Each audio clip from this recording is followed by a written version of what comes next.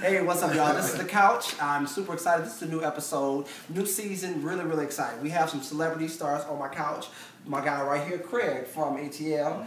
Give a little something about you. I want you to introduce yourself. Well, I'm Craig Stewart. I moved to Atlanta 2 days after I graduated college. Lived in Atlanta for about 13 years. I've now been in LA for 2 months. Okay. Moved there to write music and ended up writing a stage play called A Day in the Life. It did extremely well.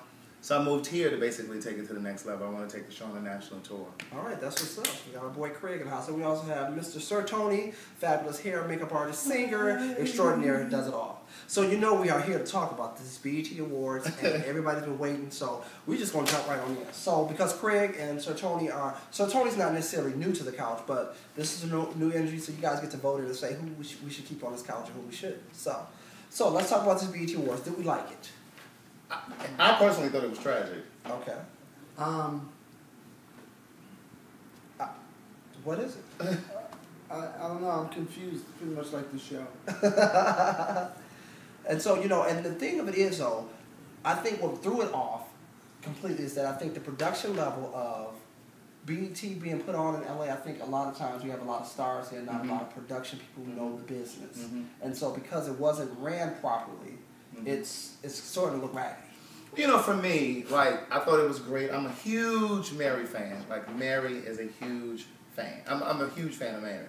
But I just felt like, for nostalgia stakes, it worked. Yeah. But I felt like it wasn't a great opener. I wanted lights. I wanted pyrotechnics. I wanted everything. Right. You know, I really wanted staging. And it just didn't do that for me. And I just felt like the transitions throughout the show, from one act to the next act, they weren't smooth. Yeah, like they had a guy in there in the middle of his show. I'm quite sure he told all his friends to watch it, and we were watching it, and he got cut off on commercial. So I was like, it's real unfortunate. So I'm like, BET, either know that your acts will have enough time, because it got audience people wanting to see that, or just know that you're not going to be on the show. And also, what about all this profanity that was going on in the show? Bleeping every second. Right. Like, directors and producers, if you have a show that warrants profanity, know to either put that act in the show or not. Nickelodeon doesn't do that. Right. You know, these other shows. So I don't know, is it that we don't know what we're doing, or we're just hiring our cousins, nieces, and nephews? Well, you know, I just feel like that we've been doing this BET show now for so many years. They should have that under wraps. Like, I don't understand why they keep having these same glitches. Okay, now let's move on to fashion and wardrobe. How did you think Free looked with the rollers in hair? Tony.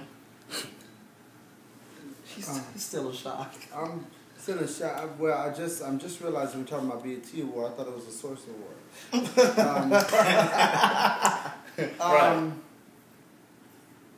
I don't know. I just being a stylist and being behind the scenes, I just think that it's our responsibility to make sure that public figures look their best. And I'm not really sure who's in charge of that hairstyle that Free had on. First of all, I'm glad she has a job back at BET. Let's give her a hand for that. Back at BET. And also for those who want to know, we're talking about the BET Awards 2011 because my producer behind me is getting on my nerves trying to give me cues while the show is on live, and I'm like, they know what's going on. So if you saw me looking, I was looking at her. Right, we were cussing her out. So go ahead. That annoys a Gemini. Go ahead. Yeah, but pretty much like BET, a lot of cussing. See, so you should really be able to relate to that show. Clearly. But I just think that to look at the BET. Sorry, we only got 10 minutes. I'm sorry. Well, just to look at the BET Land show. the plane. We're gonna see. Okay, well, it's plain. It's just well, good.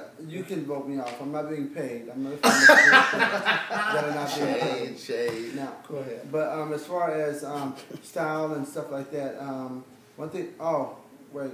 Okay, so style. First of all, Patti LaBelle, for her to be who she is, she looked fabulous. Absolutely. Patti LaBelle looked great.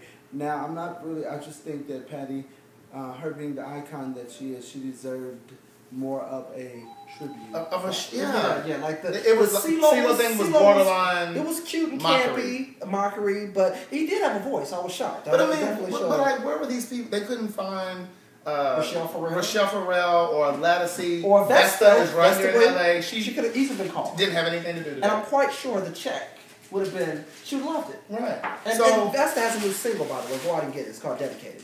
Like, right. I mean, Marsha Ambrosius, she's great, but with all that lamb in her voice, like... Oh, I call it spin cycle. Yeah. It's just too much. Yeah. So, but I will say this. Now, What about that Beyonce?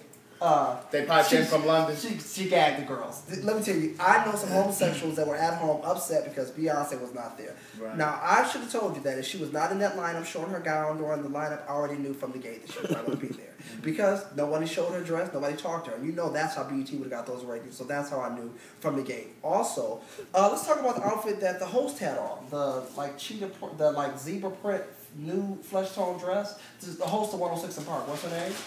Roxy, I felt like it needed a little more curves. Yeah. To fill it out. It was a great dress, but the curves were, I feel like, But Terrence, what's his name? Terrence J? Yes. He never really does it for me. Like for me, a tuxedo should look tailored.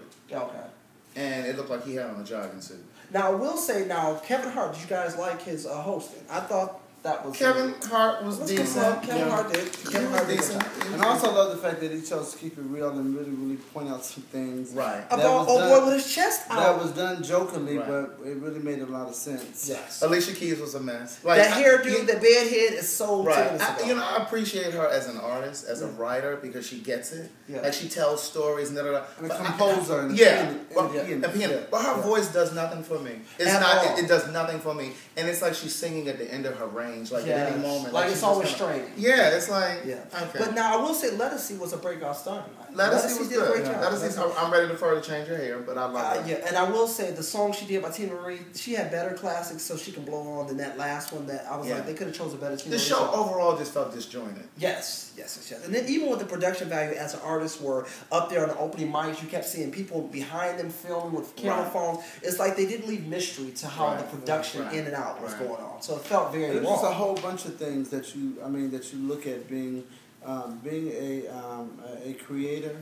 You look at things and just little things like Tina Marie's picture was so... That picture was from '84. And mind you, Tina Marie is so upset by that picture. Yeah. She had a better album cover actually in the early '90s of an album, and she was amazing. So put that. And I can kind of see where they were trying to probably do her younger years, but if you're going to do her younger years to execute it, do something that is either her first album cover or something latest. But that in-between stuff was now, what about Jill Scott? I was on my edge of my seat waiting for this great performance. She was giving production value. And then it just fizzled. It was like, what's the point? And I love Jill Scott. Jill Scott go out by her album, so I want you to know, I want Jill Scott on the couch. Maybe she can come and explain to me the production value of that. Love Jill Scott, go out and get it. She's available now. But I'm still like, I didn't Nicki Minaj's little speech. Like, the artists that they put her against were, it was like saying... Who were they? Right. So. And then here's the thing with the BET. I think they owe us an apology, black people, because we're the only ones that watch BET. Yeah. They owe us an apology because why would they put singers and actors in the same category? Exactly. But we're going to come back for probably a part 2 of this. This is The Couch. I thank you so much for watching. I've had a really great time. I'm so glad to be back. And you guys, I will be back for you guys. And these people will be on the couch helping us out. Check out his Twitter. Give your Twitter name. It's The Real C. Stewart. The Real C. Stewart. And mine is Egypt Thompson. Now, I just made that Twitter up because my other one was getting full, so Egypt Thompson at Twitter. And Sir Tony Beauty. Cute. So we're going to talk to you about the Twitter and social world and how the social media is and if you like it. That's our next show. Thank you for watching. It's The Couch. Peace.